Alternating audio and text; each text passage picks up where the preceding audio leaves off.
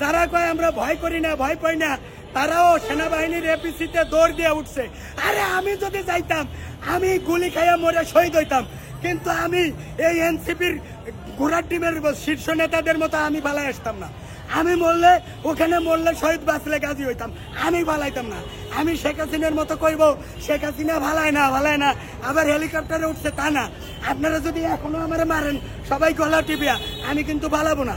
তাই এই জন্য man lives in deeds but not in years, মানুষ কর্মের মধ্যে বাঁচে। পুরো পৃথিবীর কোটি কোটি মানুষ, ডোনাল্ড ট্রাম্প, এরদোয়ান পর্যন্ত, সৌদির সালমান প্রিন্স পর্যন্ত আমার কথাবার্তা আলোচনা করে বেডরুমে যায় ঘুমাইতে যায়, তার আগে তাদের ঘুম আসে না।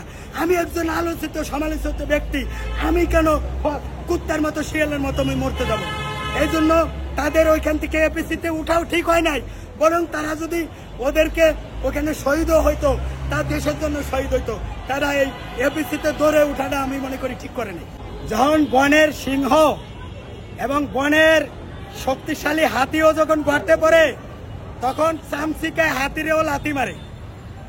এখন এদেশের শেখ হাসিনার চেয়ে আমার জীবনের, আমার এই যতটুকু বয়স হয়েছে, ধরেন 35 থেকে 40-এর ভিতরে আমার বয়স, আমার এতটুকু বয়সের মধ্যে শেখ হাসিনার চেয়ে লৌহ মানবী শাসক আমার দুই চোখে দেখি নাই বাংলাদেশে। সেই লৌহ মানবী সেও বিপদে পড়া দৌড়াইয়া হেলিকপ্টারে যাইয়া উঠছে। কারণ কি? খেলার নাম বাবাজি। এখন যত বড় বীর পুরুষই বলেন, বিপদে ভালাইতে থাকে।